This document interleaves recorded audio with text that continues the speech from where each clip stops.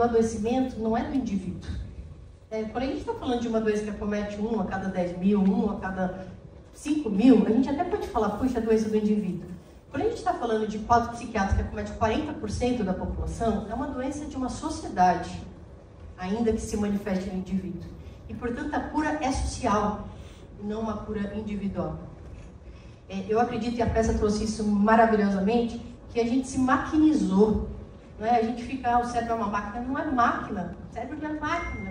Para com essa ideia. A gente só, essa lenda, né? A gente usa 10% do nosso cérebro, bobagem. A gente usa 100% do nosso cérebro. A questão é que a gente está maltratando ele. E a gente precisa entender e voltar para o orgânico. É curioso esse momento histórico, porque a gente está humanizando as máquinas e maquinizando os humanos. Né? Com terapia em chat GPT, com relacionamentos, intimidade artificial. Né? E é isso que a gente precisa entender, que a gente precisa se rehumanizar, precisa vir no teatro numa quinta-feira. Né? A gente precisa dar mais voz à arte para enriquecê-los e para a gente entender também que a arte tem um papel fundamental nessa reumanização que a gente urgentemente precisa fazer. Tem uma frase do Paulo Freire que diz assim: numa educação não libertadora, o sonho de todo opressor, todo oprimido, é se tornar opressor.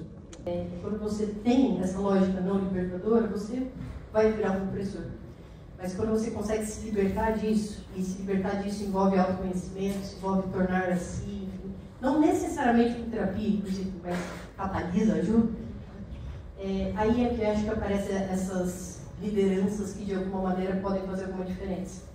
Mas também faço uma observação, que a gente precisa entender que, vou usar um termo agora corporativo aqui, com isso que já está falando bobagem, mas que tem mudanças que tem que vir top-down, né? Tem coisas que a gente precisa trazer de cima, mudança da escultura.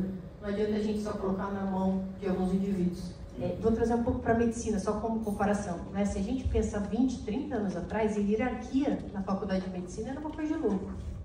E o trote, por exemplo, que era uma coisa super colocada. E a lógica que estava por trás disso é que a gente precisava educar os alunos para serem médicos. Essa coisa bem da sociedade disciplinar.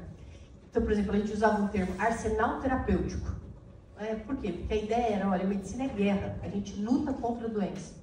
E quando eu estou trazendo para vocês que a ciência já, olha, não cabe mais, isso é 10% que a gente vai lutar contra a doença. 90% a gente vai andar como doente, que é muito diferente de lutar com a doença.